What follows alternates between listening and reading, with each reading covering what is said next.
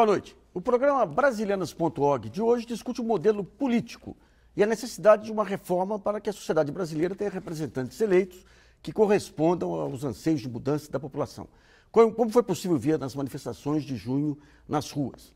Na última semana, o noticiário político foi dominado aí pela aliança entre Eduardo Campos e Marina Silva, tendo em vista as eleições presidenciais do ano que vem. Segundo analistas, a novidade pode alterar o cenário que nas últimas eleições deixou a disputa final apenas entre o PT e o PSDB. Para hoje, o que importa é debater o modelo político. E para esse tema são nossos convidados, o cientista político, diretor do Instituto de Políticas Públicas e Relações Internacionais da Unesp, o Marco Aurélio Nogueira, em Brasília, o vice-procurador-geral eleitoral Eugênio Aragão e o analista do Departamento Intersindical de Assessoria Parlamentar, DIAP, o Antônio Augusto de Queiroz.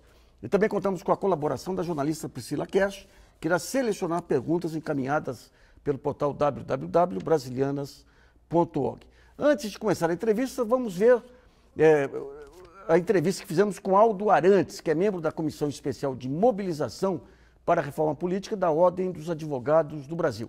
A OAB defende uma reforma política no sistema eleitoral e principalmente no financiamento de campanha. Para Aldo Arantes, não pode haver financiamento de empresas a candidatos. A alternativa que nós apresentamos para essa questão é exatamente o que nós chamamos de financiamento democrático de campanha, que é exatamente, fundamentalmente, um mecanismo de dar uma maior igualdade, portanto, democratizar a disputa pela conquista de uma cadeira, de uma representação política.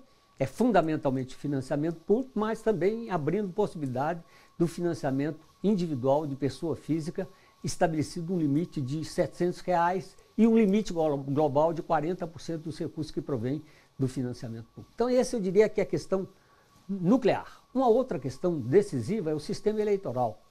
Hoje nós temos no Brasil o sistema proporcional, que é o sistema mais democrático. O sistema proporcional, ele, na verdade, superou e foi um avanço democrático em relação ao sistema majoritário. Então, nós propomos uma alternativa, que é o sistema proporcional de lista aberta em 2 turnos.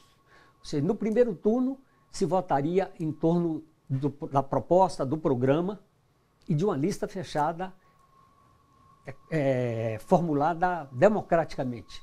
Isso aí permitiu a elevação do padrão da política no Brasil, levaria a que os partidos tivessem maior identidade política e ideológica. Então, a forma, digamos, de superar a situação atual dos partidos não é combater os partidos, mas é criar um mecanismo que obrigue o partido a se identificar. Porque aquele partido que não tiver uma definição mais clara política e ideológica, ele não vai obter voto. A reforma política é a mãe das reformas. O Brasil e a história demonstrou que o Brasil avançou muito no governo Lula e no governo Dilma, avançou bastante. Mas é necessário maiores avanços, é necessário reformas estruturais. E para que haja reformas estruturais, quer dizer, reforma urbana, reforma agrária, democratização dos meios de comunicação, enfim, um conjunto de reformas que implicariam um aprofundamento do processo democrático, isso passa por uma alteração do Congresso. E essa alteração só pode vir através de uma reforma política que faça com que o Congresso seja mais sensível às aspirações da maioria da sociedade. Bom, vamos começar com o professor Marco Aurélio. Professor, quando a gente pega o PT, tem uma parte do PT que é contra a privatização, tem uma parte que faz as concessões públicas. Quando pega o PSDB, tem uma parte desenvolvimentista e uma parte absolutamente mercadista. Quando pega o PSB com Marina, tem uma parte que é contra o agronegócio, daí mistura com a outra parte que é a favor do agronegócio. Tem o Eduardo Campos, que às vezes que vem de uma vertente de esquerda. Como que se dá, meramente essa questão do financiamento de campanha e esses 2 turnos que a OAB propõe, na sua opinião, já permitiriam aos partidos serem mais homogêneos do ponto de vista ideológico, ou nesse caos criativo das redes sociais é impossível você ter essa homogeneidade? Olha, eu acho que impossível não é. Agora, é difícil. E eu não acredito que seja possível obter muitos ganhos em termos de coerência partidária exclusivamente com intervenções em termos de reforma política. Sobretudo se nós entendermos reforma política no sentido mais técnico e institucional, ou seja, mudança nas regras eleitorais, nas regras partidárias. Eu acho que o grande problema da política hoje, e não é um problema brasileiro, porque essa descaracterização dos partidos é um fenômeno mundial, tem a ver com cultura política. Quer dizer, a forma como nós estamos vivendo, como nós no mundo estamos vivendo, o capitalismo globalizado, a sociedade de alta tecnologia, de muita individualização, tudo isso conspira bastante contra as utopias e contra as ideologias. E utopia e ideologia são a seiva principal dos partidos políticos. É por falta delas que os partidos estão sofrendo tanto. Além de existir também um problema de referências sociais. Quer dizer, se você pegar, por exemplo, os partidos de esquerda, a grande referência dos partidos de esquerda foram os trabalhadores. Os trabalhadores hoje estão desorganizados. O capitalismo desorganizou a classe trabalhadora. Né? Mudou o padrão de trabalho, mudou o sistema produtivo, mudou o perfil dos trabalhadores e quebrou, de certa maneira, com a estrutura de classe dos trabalhadores. Né? Isso produziu um impacto extremamente negativo sobre os partidos e acho que por aí nós podemos entender melhor as dificuldades que os partidos estão tendo de ganhar coerência. Agora, não é só isso, porque os partidos também poderiam, mesmo nesse quadro, melhorar a sua performance. Porque os partidos são filtros da sociedade, eles selecionam lideranças. Talvez eles estejam hoje, no Brasil, fora do Brasil, fazendo mal esse papel. Né? E aí também não é uma reforma política que vai corrigir isso, ainda que ela possa melhorar. Ou seja, os partidos não cumprem o papel, mas continuam insubstituíveis. Ah, com certeza absoluta. Não há quem faça o que os partidos fazem. Eu queria ver com o procurador Eugênio Aragão. Doutor Aragão, nas últimas eleições nós tivemos aí uma participação pesada de redes sociais, de grupos de ataque à reputação e tudo, um amplo envolvimento também da mídia, de uma maneira geral, nas eleições, e uma interferência do Ministério Público tentando disciplinar, ou às vezes até agindo de uma maneira um pouco parcial.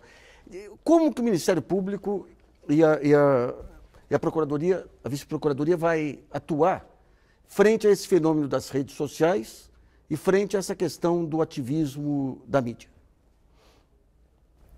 Bom, boa noite, Nassif. Tem um primeiro problema que é a questão da regulamentação. Nós temos que aguardar ainda a resolução do Tribunal Superior Eleitoral que vai disciplinar a campanha eleitoral. Né?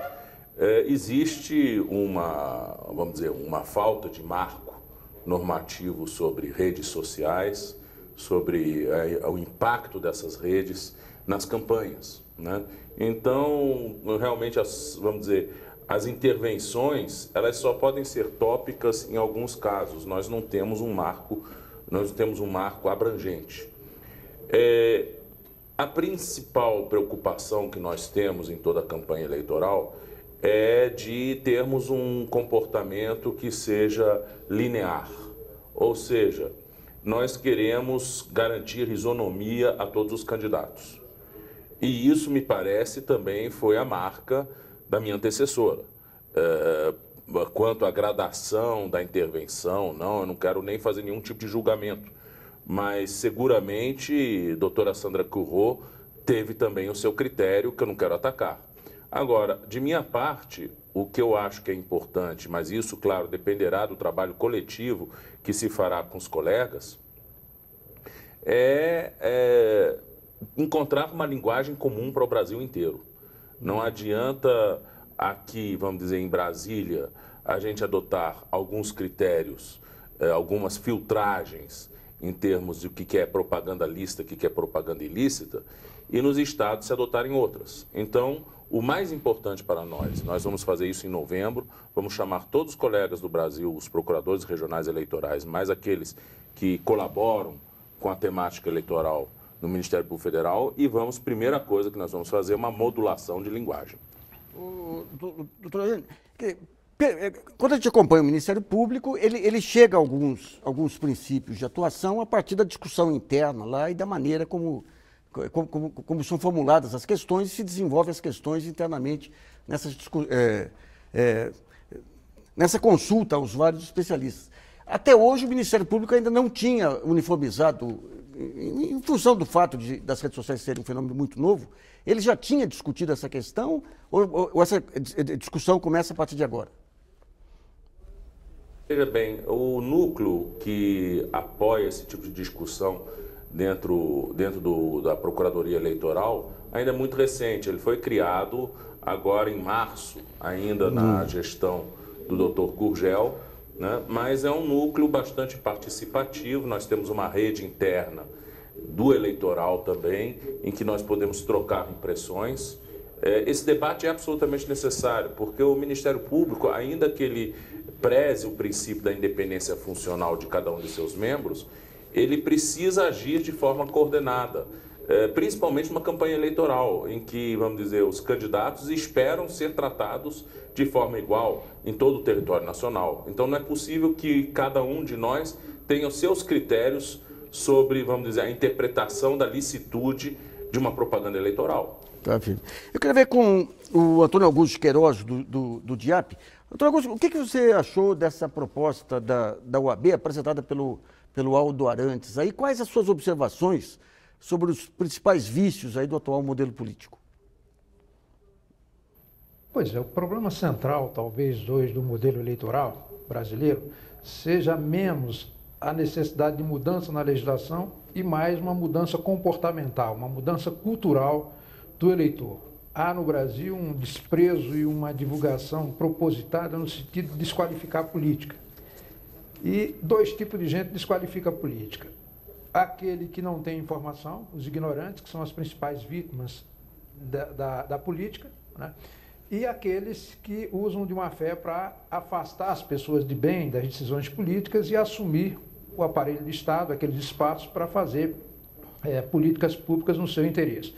Então, as duas mudanças centrais, na minha avaliação, que poderia contribuir para aperfeiçoar o sistema político brasileiro, a primeira seria eliminar a participação de pessoas jurídicas no financiamento de campanha. Isso é um absurdo completo, cria uma dependência do parlamentar e do governante em relação ao seu financiador e faz com que os partidos façam o que estão fazendo agora, uma corrida para indicar candidatos a deputado federal, porque é por meio do voto para a Câmara dos Deputados que os partidos arregimentam dinheiro do fundo partidário, 95% calculado com base no número de votos obtidos para a Câmara, independentemente de eleger ou não, e o horário eleitoral gratuito é com base na bancada.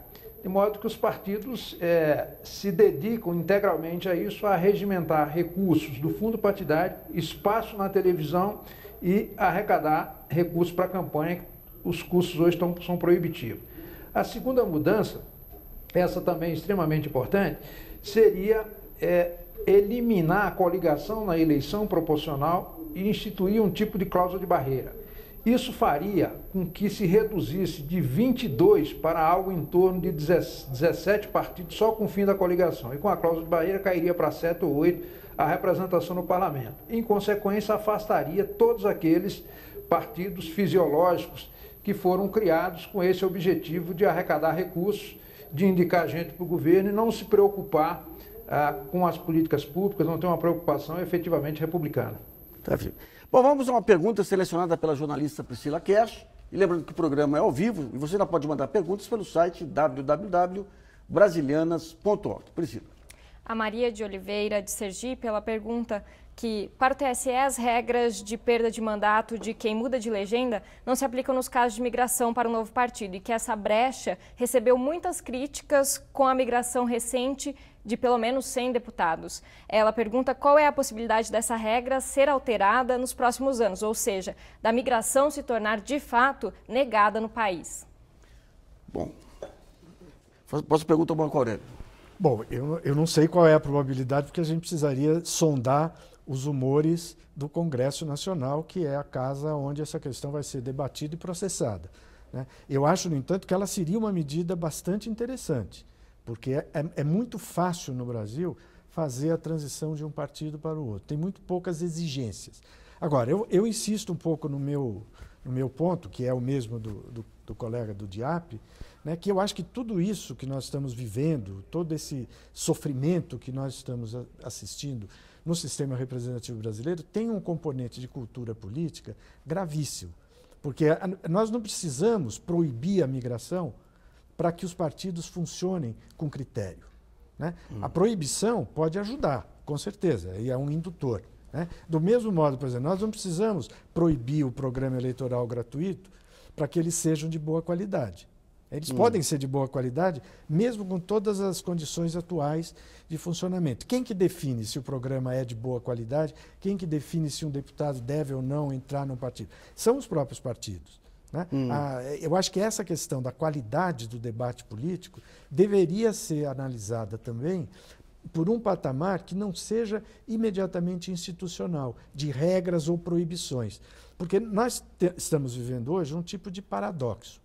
A sociedade que está se organizando é uma sociedade tendencialmente fora de controle. Ela despreza o controle. Ela é individualista, ela é participativa, ela é se movimenta freneticamente. As redes são um espaço de liberdade intensiva, ainda que monitorado por grandes corporações, etc. E o sistema político, se quiser conviver com essa sociedade, não pode se fechar como um conjunto de regras duras. Ele vai ter que encontrar um meio termo para que as coisas sejam, digamos assim, assimiladas, que haja uma assimilação recíproca entre sociedade e sistema político. Então, com respeito aí a esse controle de abusos, eu queria voltar ao procurador Eugênio Aragão.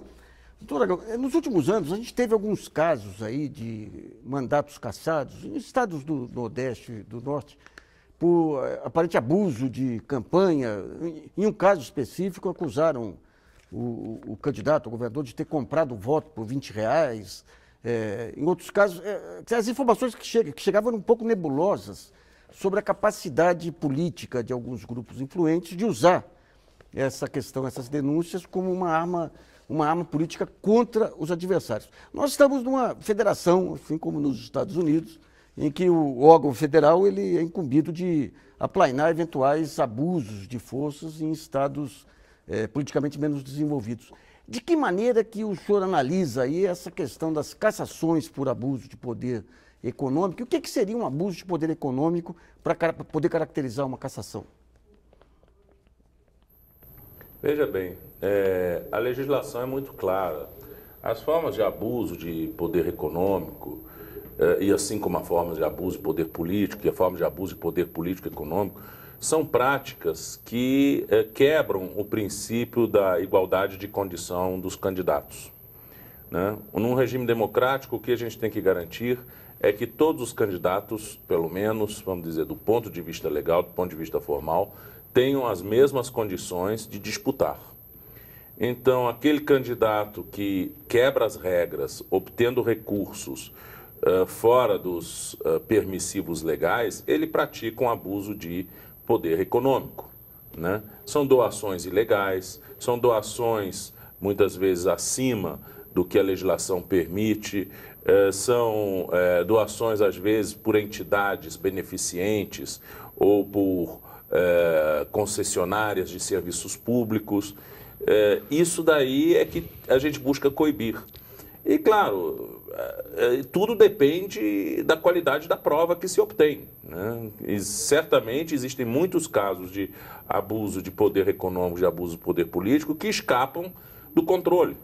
Né? Nós, infelizmente, não temos um sistema muito abrangente também de controle.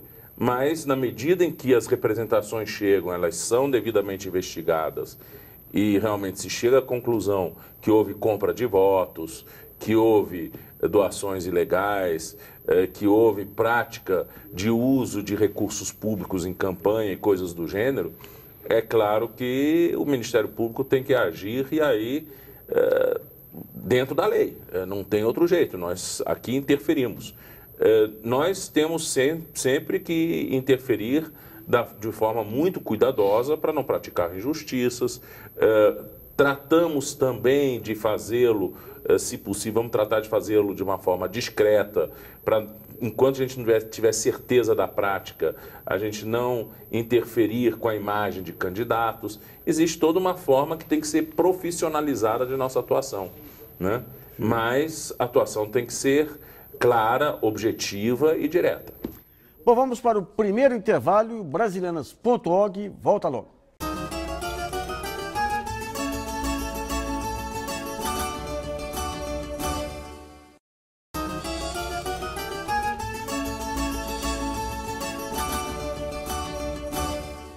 Voltamos a apresentar o Brasilianas.org, que hoje discute o modelo político. Contamos com a participação do cientista político Marco Aurélio Nogueira e, em Brasília, do vice-procurador-geral eleitoral Eugênio Aragão e do analista do DIAP, Departamento Intersindical de Assessoria Parlamentar, Antônio Augusto de Queiroz. Nesse segundo bloco, vamos falar dos grupos sociais representados do Congresso Nacional. Segundo dados de uma pesquisa do DIAP, a renovação de parlamentares na Câmara dos Deputados deverá alcançar mais de 60% nas próximas eleições, algo só visto nas eleições de 1990.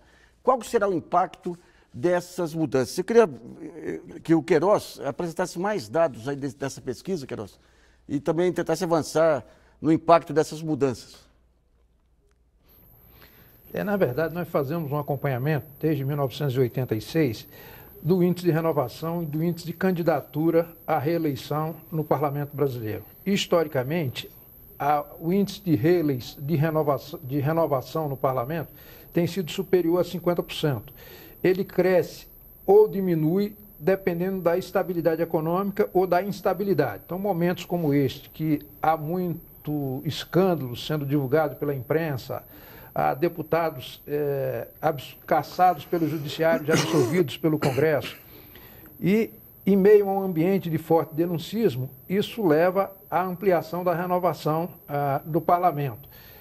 E olha que quem está no exercício do mandato tem vantagens comparativas muito significativas em relação a quem pretende disputar com ele, porque tem emendas que manda para suas bases eleitorais, tem estrutura de gabinete, tem acesso aos meios de comunicação, tem financiadora de campanha, cabos eleitorais fidelizados, enfim, tem uma série de vantagens. Mas mesmo assim, muitos parlamentares estão desistindo de tentar a reeleição, ou vão desistir de tentar a reeleição, basicamente por 3 custos. O custo de imagem, que todo mundo o desaconselha a disputar a reeleição, até os parentes, amigos, colegas de profissão, porque é visto como uma coisa menos nobre, né, associado em função desse denuncismo à corrupção.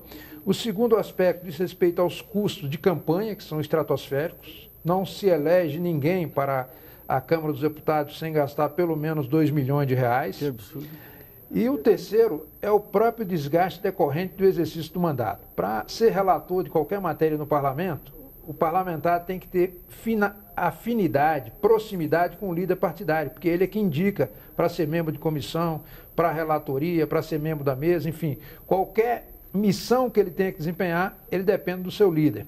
E muitos parlamentares talentosos, com capacidades, se desiludem com a vida pública porque não têm esse nível de proximidade com o líder e aí, por isso, se desilude e se afasta. Então, a nossa projeção é de que a renovação na Câmara, por todas as razões, vai ser muito significativa e, adicionalmente, uma outra, que é o fato de que os partidos descobriram recentemente que é com voto da Câmara, seja elegendo ou não, que aumenta os recursos do fundo partidário e também o espaço na televisão no horário eleitoral gratuito. Então está havendo houve uma verdadeira corrida para lançar nomes de projeção nessa campanha, de modo que a tendência é que a renovação supere essa média histórica na Câmara.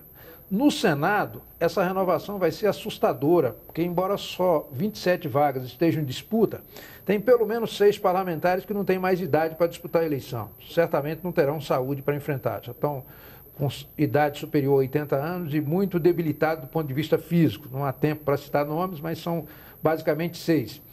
E o outro aspecto é que há muitos suplentes que não têm a menor chance de reeleição.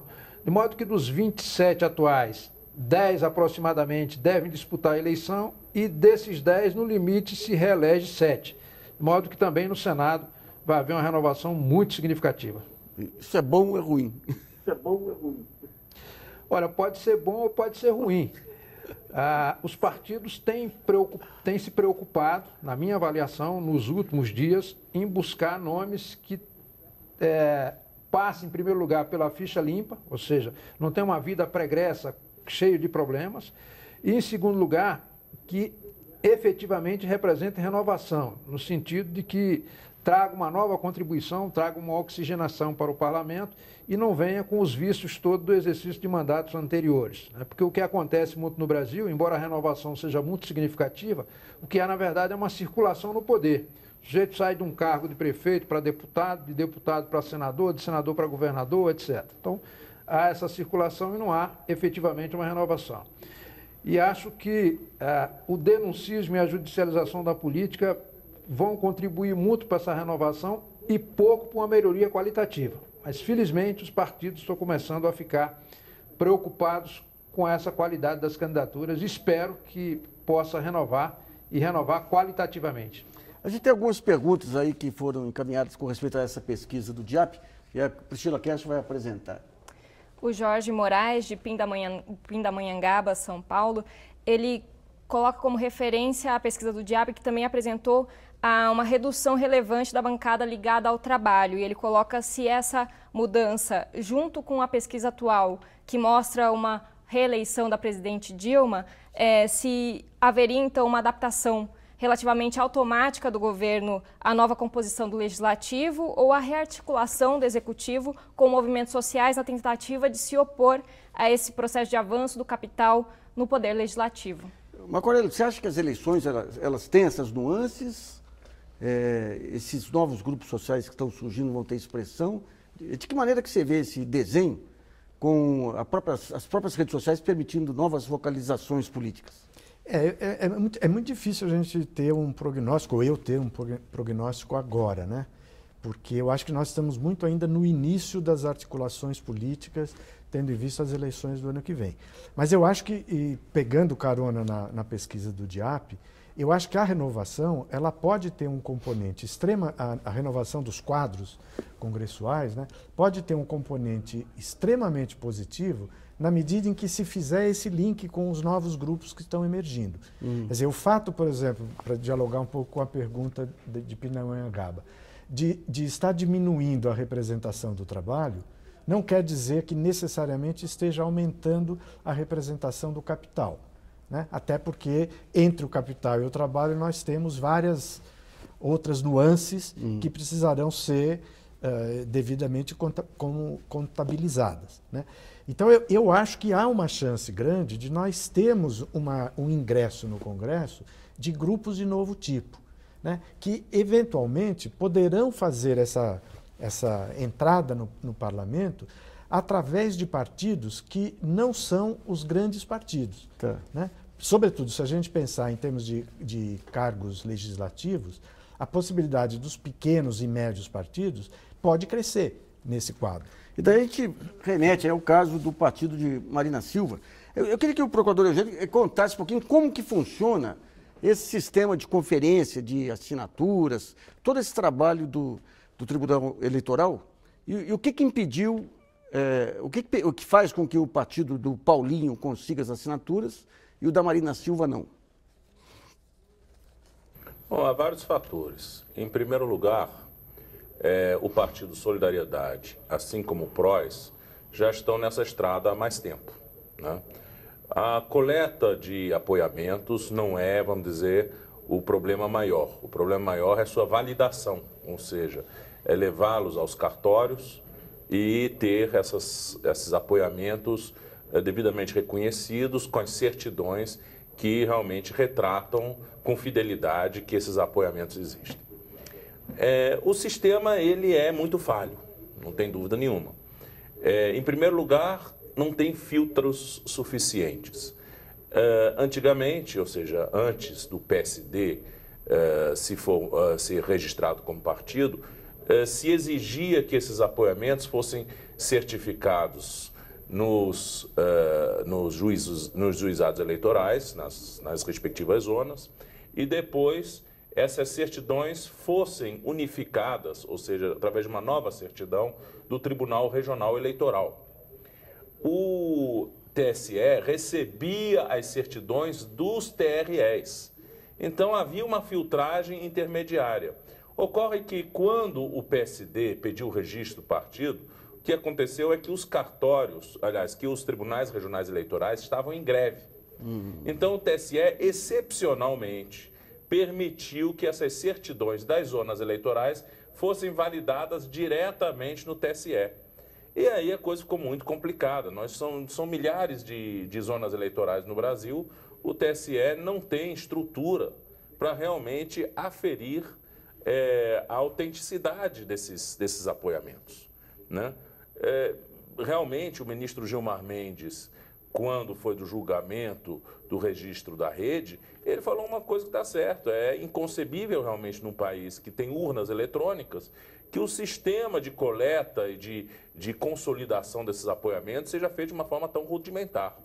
O ideal seria realmente que o eleitor fosse até o cartório e ali desse o seu apoiamento diretamente na sua zona eleitoral e ali já fosse devidamente computado dentro de um sistema, de forma a cortar algumas etapas. Alguns diriam que isso aqui seria muita burocracia. Qual seria o eleitor que queria tomar o seu tempo para ir para a sua zona eleitoral fazer um apoiamento? Mas me parece que o apoiamento colhido numa fila de ônibus ou numa fila de supermercado, ela não é um apoiamento honesto. Né? O eleitor muitas vezes está pensando em outro assunto e vem lá o sujeito lá com sua pranchetinha, vai lá, assina aquele apoiamento meio inconscientemente, ocupado com outras coisas. Isso não é, muitas vezes, um apoiamento efetivo. Agora, se o sujeito gasta 10, 20 minutos, 30 minutos em um espaço de 6 meses para ir até o cartório eleitoral e ir lá registrar seu apoiamento, eu entendo que aí sim nós teremos um apoiamento sincero. E esses apoiamentos têm que ser melhor em qualidade. Hoje, a maior parte desses apoiamentos são apoiamentos meramente burocráticos. Não são apoiamentos honestos, né, muitas vezes, ou sinceros. E isso, claro, que contamina todo o processo, né? O Partido da Marina, isso, pelo menos a gente deixou isso muito claro no julgamento e no parecer, que tem um diferencial. Realmente, nós não tivemos notícias de fraudes e de outros tipos, vamos dizer, de problemas na validação dos apoiamentos, né? Me parece que o processo foi um processo limpo. Mas me parece também que ela não teve, vamos dizer, a estrutura logística que seria necessária para você conseguir consolidar esses 492 apoiamentos num espaço que foi de março até setembro, em 6 meses, que é um espaço muito mais curto do que os outros partidos. O fato de ela ter que passar por todos esses obstáculos não pode, por si só, ser visto como uma discriminação. Todos os outros partidos passaram por isso também, né? O Solidariedade está nisso desde meados de 2012 e o PROS, segundo consta, desde 2010. Então é muito tempo. Ela começou em 2013 e, enfim, é profundamente lamentável. Agora, me parece que deve continuar buscando esses apoiamentos para a constituição do seu partido. É o que nós dissemos, um partido ele não existe só para uma eleição. O partido é uma instituição da vida política nacional. E seria muito vamos dizer, desolador se um partido que tem conseguido mobilizar, ou um projeto de partido tem conseguido mobilizar pessoas realmente de boa índole, com vontade de promover transformações no país, que esse projeto parasse simplesmente por uma conjuntura política de uma de suas maiores lideranças, a ex-senadora Marina, se filiar no PSB. Então, eu acho que o processo tem que continuar. Esperemos que ela tenha sucesso. Eu queria ver com o Antônio Queiroz essa questão dos grupos sociais representados aí no Congresso. A gente fala em bancada ruralista, bancada evangélica, bancada do meio ambiente. Quais são os principais grupos aí, a bancada da saúde, por exemplo, que transcendem os partidos e atuam de forma uniforme nas questões relativas aí ao seu campo de interesse? Pois é, as bancadas já tiveram um papel muito mais relevante no parlamento. Hoje a função principal delas é convencer os seus partidos da importância, ou convencer os partidos da importância dos seus pleitos, porque desde que o Supremo definiu a fidelidade partidária, basta que o partido feche questão em relação a alguma matéria para que o parlamentar fique impedido de votar em desacordo com a orientação partidária. De qualquer maneira, as bancadas mais efetivas, mais presentes, são, sem dúvida nenhuma, a bancada ruralista, né? A bancada evangélica é muito atuante, a bancada de saúde e educação tem 3 vertentes lá dentro, tem um grupo que defende, eles são unânimes em defender mais recursos para a educação e para a saúde, mas a aplicação desse recurso aí varia de interesse. Quer dizer, há um grupo que quer que o recurso seja aplicado exclusivamente na saúde pública e estatal, há um grupo que quer que vá para as filantrópicas e há um grupo que quer que vá para o setor privado, para os planos privados de saúde. Então, nesse encaminhamento, eles se dividem, mas no conjunto tem muita força e sempre conseguem aprovar seus pleitos lá. O setor empresarial tem lá no parlamento 246 parlamentares, ou seja, pessoas que vivem de renda, que são empresários e que tiram o seu sustento a partir do rendimento das suas empresas, né? E bancada sindical, 91 parlamentares.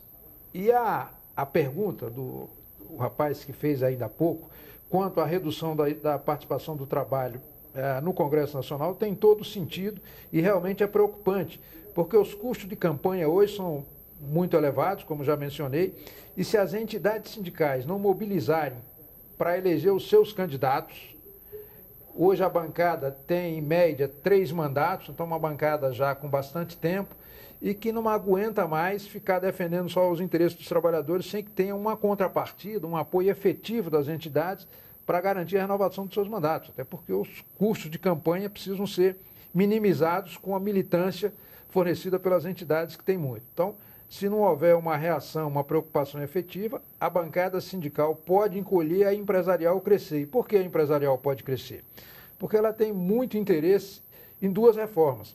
A reforma tributária, que, aliás, conseguiu ganhos muito significativos do ponto de vista de desonerações, incentivos monetários, fiscais e renúncias, etc., agora no governo da presidente Dilma, e quer fazer uma reforma tributária que reduza a carga tributária. E a segunda é a própria reforma trabalhista, que há uma investida forte, mas o fato de existir uma bancada sindical, embora numericamente pequena, mas muito aguerrida, ela consegue, em certa medida, segurar. E quando, eventualmente, se aprova algo, como foi a chamada emenda 3, aquela que substituiu o empregado pela PJ, né, o presidente da República, que é do Partido dos Trabalhadores, no caso o Lula, e eu acho que a Dilma também, teria vetado uma proposta com essas características. De modo que as entidades sindicais devem se preocupar muito com a presença da defesa dos trabalhadores no parlamento. A bancada feminina é uma bancada muito pequena, proporcionalmente à importância das mulheres na sociedade, né? E também há uma presença quase que zero, muito baixa, dos ambientalistas no Congresso. Hoje nós não temos nem 10 ambientalistas no Congresso Nacional. Já houve legislatura em que se tinha pelo menos 32 parlamentares identificados com os interesses ou com a preservação do meio ambiente. Bom, vamos a mais um intervalo e Brasilianas.org volta já.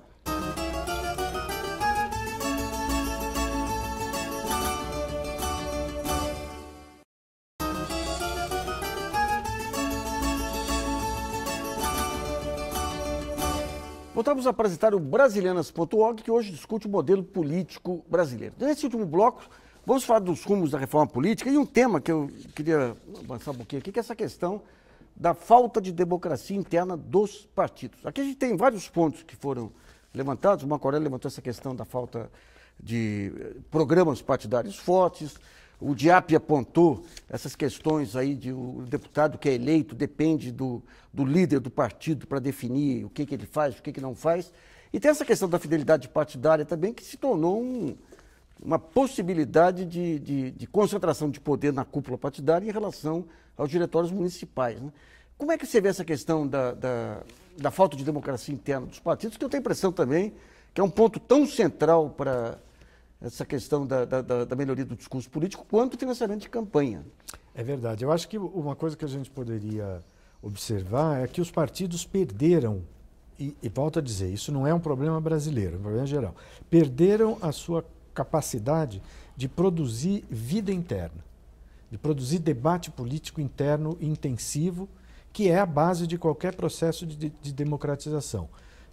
Não se trata só do modelo que o partido vai adotar, se vão ter bases mais ativas ou menos. É ter capacidade, a própria cúpula, a própria direção partidária, ser capaz de imprimir vida inteligente aos partidos. E, com isso, atrair militantes, simpatizantes, etc. Desse ponto de vista, se nós olharmos o que os partidos faziam há 10, 15, 20 anos atrás, nós andamos para trás. né? Nós não progredimos. Os partidos antes eram mais ativos. Eles tinham jornais, eles tinham revistas. Hoje, alguns têm blogs, têm jornais digitais, né? E isso são mecanismos que podem despertar a militância, os aderentes, os simpatizantes, os próprios eleitores, né, a participarem das decisões partidárias. Eu acho que essa oportunidade ela ainda não está desfeita, mesmo que a gente tenha problemas de fidelidade. Quer dizer, no fundo, eu sou muito cético em relação a regras, né? A fidelidade partidária, se o deputado não vota, ele é expulso. Eu não sei se esse é o caminho que vai consertar a situação. Entende? É claro que, em casos extremos, essa penalidade deve ser aplicada, porque não há como fugir disso, né? Então, eu queria ver essa questão da justiça eleitoral em relação a esse tema da fidelidade, Eugênio. Pelo seguinte, hoje você tem a capacidade do diretório central e da cúpula partidária de demitir qualquer diretório municipal sem procedimentos de discussão, de contraditório e tudo mais. E quando a gente vê a fidelidade partidária, tem sido uma ferramenta de imposição também do comando central sobre a base. Parece que, se pegar as estatísticas aí, você tem muito mais prefeitos e vereadores sendo punidos por infidelidade partidária do que deputados, né? De que maneira que a lei rege isso hoje? De que maneira que, digamos, a discussão dos tribunais caminha para estabelecer um pouco mais de racionalidade nesse poder absoluto aí dos diretórios centrais? Bom, em primeiro lugar, há hoje um consenso jurisprudencial de que os mandatos, pelo menos os proporcionais, eles pertencem aos partidos. E isso faz até sentido, porque quem detém um mandato proporcional, com poucas exceções, a não ser vamos dizer, as cabeças de chapa, né? A grande maioria está ali porque outro teve muitos votos e puxou aquele candidato para dentro do Congresso.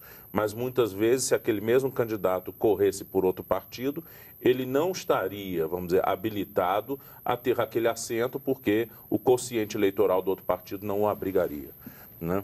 Então, é claro que dentro de um sistema proporcional, o mandato tem que pertencer ao partido. A forma de organização dos nossos partidos é uma forma de organização autoritária. Isso não tem dúvida, porque são partidos normalmente que são criados a partir de uma negociação de alguns atores políticos e que vão buscando apoios de periferia, né? Então, eles são centralizados e buscam impor o interesse da cúpula sobre a base. Isso é quase que um fenômeno na maioria dos partidos. Alguns mais, outros menos, né? Mas nós não temos no Brasil, hoje, o que você poderia dizer realmente um partido democrático de massa, né? Não tem, nós temos partido de quadros, né? Temos partidos outros mais apegados vamos dizer, a realidades do clientelismo, né? Mas partido de massa realmente democrático, isso no Brasil ainda está longe de acontecer, como, vamos dizer, no sistema alemão poderia ser chamado o SPD, o Partido Social Democrata, que tem uma tradição que vai desde o século XIX, né, de agregar realmente grande parte de trabalhadores para dentro do partido. Agora, isso é a nossa realidade. Nossa realidade da criação de partidos segue esse modelo. Não me parece que simplesmente modificando a legislação nós podemos interferir com essa cultura política centralizadora, né? Os partidos são criados para atender interesses de um grupo de atores políticos. E isso também traz alguns problemas de sua legitimidade no processo político. Vamos a outra pergunta selecionada pela jornalista Priscila Kersh, enviada pelo portal www.brasilianas.org. Priscila. O Mauro Silva, de São Bernardo do Campo, São Paulo, faz uma pergunta eles primeiro consideram, né, que a proposta política muito plausível é a de unificar as eleições para reduzir os gastos do sistema que ocorrem a cada 4 anos. Fora essa proposta, o TSE estuda outros mecanismos de reduzir os gastos monstruosos, ele diz, que escapam dos cofres públicos a cada novo pleito? Bom, vou para o Diap, Eu queria que, junto com essa questão, também levantasse a questão da democracia interna dos partidos. Quer dizer, vocês acompanham os partidos a partir do Congresso. Como é que você vê essa questão dos gastos de campanha, mas também a possibilidade de ascensão de novos quadros partidários a partir da base? Esse modelo permite? Pois é, acho que tem que, do mesmo modo que o partido deve ter obediência do parlamentar eleito sob a sua legenda, o partido também teria que ter obrigação programática, ou seja, ele tem que ter fidelidade programática. Ele não pode se eleger com um programa e depois governar com outro, ou ser representado no parlamento com outro programa. Então, isso poderia ser a janela de oportunidade para quem claramente votasse em desacordo com a orientação das lideranças, mas em sintonia com o programa do partido pelo qual foi eleito, ele teria a liberdade de mudar de partido sem o risco de perder o mandato. Então, tinha que haver essa reciprocidade do ponto de vista aí da fidelidade. Em relação à democratização dos partidos, realmente, os partidos são extremamente autoritários. Eu tenho, por exemplo, reservas, embora ache que possa vir no sentido de fortalecer os partidos, a ideia da lista fechada e bloqueada, mas ela vai favorecer ainda mais o caciquismo dentro dos partidos, né? Então tem que haver mudança, tanto na legislação como cultural, para que haja efetivamente uma participação de todos os filiados do partido, no sentido de que as decisões sejam efetivamente colegiadas. Do modo como é hoje, de fato, só quem pertence a determinado grupo, determinada tendência internamente no partido, é que tem voz e vez. Os outros, em geral, são excluídos.